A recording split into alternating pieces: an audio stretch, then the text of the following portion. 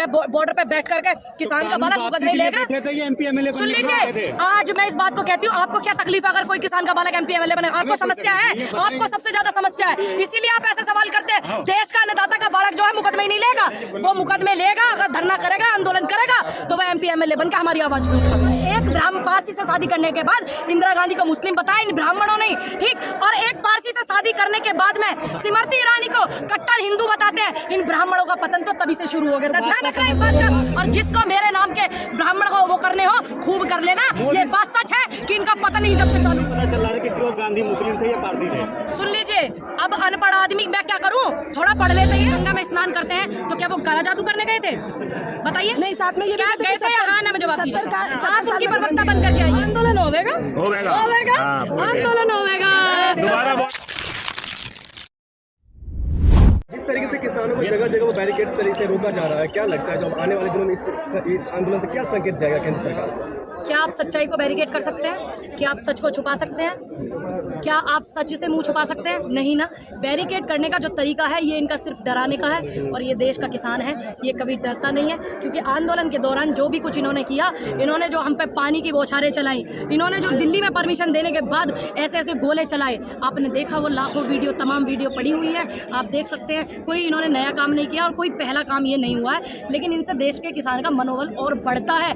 जब जब आपके खिलाफ कुछ लोग हो जाएं और जब जब आपके खिलाफ देश का मीडिया, ऐसा मीडिया, मिनिस्ट्री मीडिया जो बैठा हुआ है वो आपके खिलाफ हो गया, यानी कि किसानों के खिलाफ, देश के नेता आपके खिलाफ हो गए, देश के बड़े बड़े तमाम नेता, तो मान लीजिए कि किसान से बड़ी कोई ताकत किसी की नहीं। किसानों की क्या मांग है? मुख्य मांग है भैया ये देखो, जब हम आंदोलन कर रहे थे तो चुनाव, यूपी में चुनाव था, आंदोलन को स्थगित करा गया। आप जैसे तमाम पत्रकारों ने बोला मैडम बिल तो रद्द हो गए, अब आप चले जाइए, सब लोग और भी तमाम किसानों को, तो हमने भी भरोसा जताया, क्योंकि भाई हमारे प्रधानमंत्री कोई आम कार्यकर्ता तो कह नहीं रहा। स्वामीनाथन रिपोर्ट के लिए, MSP के लिए, शहीद किसानों के लिए शहीदी का दर्जा, लखीमपुर कांड जो हुआ, इन सब के जो मुद्दे थे ये आम व्यक्ति से नहीं बात करी थी। 5,000 रुपये पेंशन पूरे देश में जो 5,000 की पेंशन जो थी वो लागू की जाए, तो ये तमाम ये मुद्दे हैं। इसको लेकर के आज यहाँ पर किसान आया है। अगर ये समस्याओं का समाधान नहीं होएगा तो यहाँ जंतर मंतर को छोड़िए, पूरे देश में आंदोलन होगा, आंदोलन होगा, दोबारा बॉर्डर आंदोलन होगा। साथ नहीं है, लेकिन वो तो कहते हैं मोदी जी की तरह हमारी भारतीय जनता पार्टी ही सरकार है, किसानों की पार्टी। देखिए मेरी बात सुनिए, ये पूरे देश के लोगों को पता है कि कभी भी कोई पार्टी देश नहीं हो सकती। देखिए आप आजाद भारत में हैं, आप इस बात को समझिए कि आप कैसे कह सकते हैं कि भारत देश भारतीय जनता पार्टी है। नहीं, भारतीय जनता पार्टी भारत नहीं है, भारत एक भारत है, हमारा देश है, और ये तमाम जो जनता है वो भारत है। ये भारतीय जनता पार्टी भारत नहीं है, पूर्ण रूप से विरोध करते हैं हम इस बात का। आप लोग करते हो क्या? नहीं, जनता भारत है, जनता कान खोल करके सुन ले, जनता भारत है। मोदी जी मतलब किसान के साथ नहीं है। साथ अगर वो होते तो जो शहीद किसान हुए हैं वो ये नहीं कहते कि किसान कोई शहीद नहीं हुआ, किसान नहीं हुआ शहीद, हमारे पास रिकॉर्ड नहीं है, ये नहीं कहती सरकार। अगर उनको किसानों से होता इतना प्यार, उनकी पार्टी के नेताओं ने तो कहा था कि हमारी सरकार में आज तक किसानों ने आत्महत्या नहीं की है। रिकॉर्ड उठाइए 2014 के बाद के, आप रिकॉर्ड उठाइए, तमाम वो रिकॉर्ड उठाइए 2014 के पहले के भी और 2014 के बाद के भी। इसीलिए रिकॉर्ड उठाइए कि बेटियों के बलात्कार कितने हुए, बेरोजगारी में कितना ज्यादा हमारे देश का युवा बेरोजगारी का शिकार हुआ, और कितने तमाम युवाओं ने आत्महत्या करी, कितने किसानों ने आत्महत्या करी, कितने किसानों का खामियाजा हुआ। और एक रिकॉर्ड ये भी उठाइए 2014 के बाद से कि तानाशाही 2014 से पहले किसानों पर थी कि अब है, और आंदोलन देश में कितने चल रहे हैं 2014 के। मोदी सरकार तो कह रही कि हमने दोगुनी करनी है इनकम, आप कह रही मोदी सुनो एक मिनट, आपकी हुई इनकम दोगुनी? आप बताइए पत्रकार महोदय, हुई क्या आपकी? हुआ मत करिए, जवाब दीजिए। आपकी इनकम दोगुनी हुई? नहीं हुई। किसानों की बात हुई, आपकी हुई। किसानों से मत, आप किसान की बेटी नहीं है, आप किसानों की बेटी नहीं है, आप बेटी किसानों की है कि नहीं है? है कि नहीं है बेटी? नहीं है आप किसानों की बेटी, तो इसलिए आपको किसानों का दर्द और तकलीफ नहीं पता है। आपकी आय दोगुनी हुई? नहीं, आपको नहीं पता इसलिए दर्द। जी, प्रधानमंत्री जो है सब देश को नहीं मिलता जो 18-18 घंटे काम करे, जो अपना पूरा संसार को त्याग करके देश हित में काम करे, पूंजीपतियों के लिए। देखिए हमारे देश में ऐसे प्रधानमंत्री हुए हैं, आप मत भूलिए, जिन्होंने देश के लिए शहादतें दी, जिनके चिथड़े उड़ गए और जिनकी पहचान सिर्फ जूते से हुई थी कि ये उन प्रधानमंत्री का जूता है। तो आप ये मत बताइए कि 18 घंटे, मैंने वो भी वीडियो देखी है, मैंने वो फोटो भी देखी है कि देश के हमारे प्रधानमंत्री कितनी बार कपड़े बदलते हैं, कितनी बार ड्रेस बदलते हैं, मैंने वो भी देखा। और कितनी बार वो विदेश जाते हैं, और कितनी बार जो है वो वीडियो कैमरे में नमस्कार, ऐसे कैसे ऐसे वीडियो आनी चाहिए, वैसे आनी चाहिए, वो मैंने है ना तमाम देखी है। तो आप मत बताइए। और कितनी बार वो गृह ग्रह में जब किसी मंदिर में हमारे सनातन धर्म के मंदिर में जाते हैं तो वो फोटो कैमरा बिल्कुल भगवान जी भी नहीं दिखे, लेकिन देश के प्रधानमंत्री हमारे प्रधानमंत्री दिखे नहीं। इस तरीके का आलम पहले कभी नहीं हुआ। अब झूठ मत बोलिए, नहीं हुआ। सुनिए, क्यों 2014 से पहले, कैसे 2014 से पहले कैमरा लाए, मोबाइल लाए, कैसे है ना? पहले इंटरनेट मोदी जी फोटो खिंचवा के उसको बढ़ावा दे रहे हैं। कैमरा था क्या नहीं था? और जब आंदोलन हुआ था ना देश की आजादी का, जब इतने संसाधन नहीं थे, लेकिन आंदोलन की फिर भी एक एक रूपरेखा पूरे देश की जनता के सामने है कि किसने देश की आजादी के लिए लड़ाई लड़ी। लेकिन वो तो कह 70 साल में कुछ हुआ ही नहीं है। आप कह रहे हैं कि रूपरेखा है सरकार, तो काला जादू और 70 साल देश के प्रधानमंत्री कौन पकड़े पैर करके गंगा में स्नान करते हैं, तो क्या वो काला जादू करने गए थे? बताइए। नहीं, साथ में ये भी गए थे? हाँ ना, जवाब आप उनकी प्रवक्ता बन करके आई है, आप बताइए मुझे काला जादू। नहीं, हम तो सवाल पूछ रहे हैं आपसे कि 70 साल में कुछ हुआ ही नहीं है। डंका बजा रहे भारत का। देखिए, अगर वो भारत का डंका बजा रहे हैं, किस में बजा रहे हैं वो हमें बतावे भी तो सही।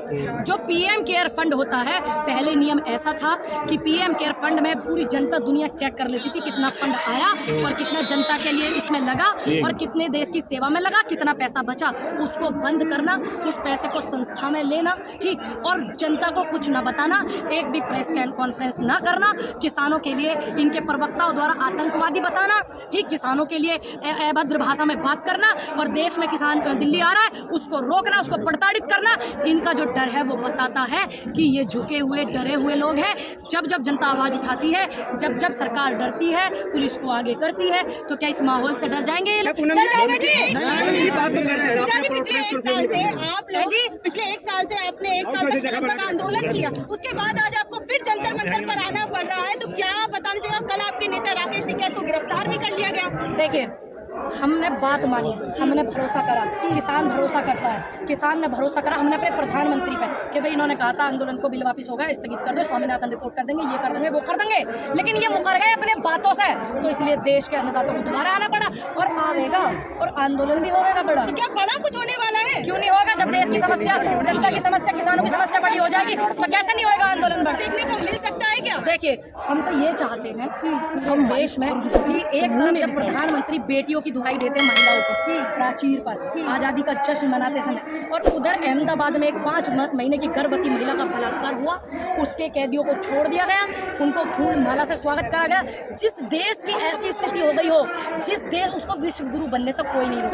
मैम, ये अलग बात है, ब्राह्मण से संस्कार लीजिए। कोई भी कौन कहता है कि ये ब्राह्मण है? ऐसे लोग ब्राह्मण होते हैं, ऐसे ब्राह्मण होते हैं। ये भाजपा के नेता का बयान मैंने सुना, इन ब्राह्मणों का पतन तो जब से ही शुरू हो गया था, जब इन्होंने अपनी ही बेटी को ये बोला था कि इंदिरा गांधी जी को, आयरन लेडी को इन्होंने ये बोला था ना कि इसने शादी मुस्लिम से करी। एक पारसी से, फिरोज गांधी एक पारसी थे, पारसी से शादी करने के बाद इन ब्राह्मणों ने जब बोला था ना इंदिरा गांधी जी को कि मुस्लिम से शादी करी, और एक ब्राह्मण पारसी से शादी करने के बाद इंदिरा गांधी को मुस्लिम बताया इन ब्राह्मणों ने, ठीक, और एक पारसी से शादी करने के बाद में स्मृति ईरानी को कट्टर हिंदू बताते हैं। इन ब्राह्मणों का पतन तो तभी से शुरू हो गया था। ध्यान रखना इस बात का, तमाम ब्राह्मण, और मैं ब्राह्मण परिवार से हूँ, और मैं इस बात को बिल्कुल जोरों शोर से कहूंगी कि इन ब्राह्मणों का जो पतन हुआ था ना, इसी बात से हुआ था जब इन्होंने अपनी बेटी को, जिस बेटी ने देश के लिए इतना करा हो, जिस बेटी ने अपनी शहादत दी हो, ठीक, इन्होंने ही अपनी बेटी को ये बोला था। इन ब्राह्मणों ने सबसे ज्यादा बोला था, ठीक, और जिसको मेरे नाम के ब्राह्मण को वो करने हो,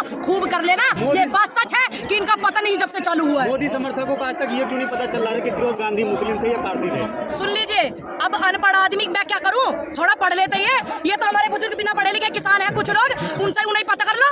सबको पता है इंदिरा गांधी जी के पति फिरोज गांधी पारसी थे, कितनों को पता है? आप निकालिए रिकॉर्ड, आप निकालिए, ठीक। उसके बाद सबसे ज्यादा इस रूपरेखा में, सबसे ज्यादा इस रूपरेखा में हमारे समाज का वो था जब अपनी ही बेटी को इन्होंने ऐसे बोला था, तब से इनका पतन। पूनम जी, एक सवाल है कि जो नेता थे वो इलेक्शन लड़ने चले गए, जो किसान क्यों नहीं लड़ेंगे इलेक्शन? देश के अन्नदाता बॉर्डर पे बैठने के लिए और मुकदमे लेने के लिए नहीं है। ये जितने यहाँ बैठे हैं, मैं तो ये चाहती हूँ यही MP MLA बने।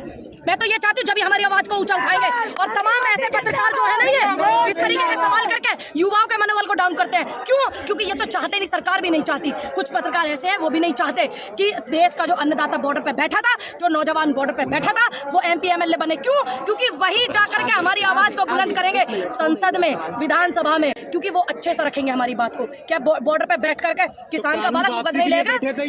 सुन लीजिए, आज मैं इस बात को कहती हूँ, आपको क्या तकलीफ अगर कोई किसान का बालक MP एमएलए बनेगा? आपको समस्या है, आपको सबसे ज्यादा समस्या है, इसीलिए आप ऐसे सवाल करते हैं। देश का अन्नदाता का बालक जो है मुकदमे ही नहीं लेगा, वो मुकदमे लेगा, अगर धरना करेगा, आंदोलन करेगा तो वो MP MLA बन के हमारी आवाज भी उठावेगा।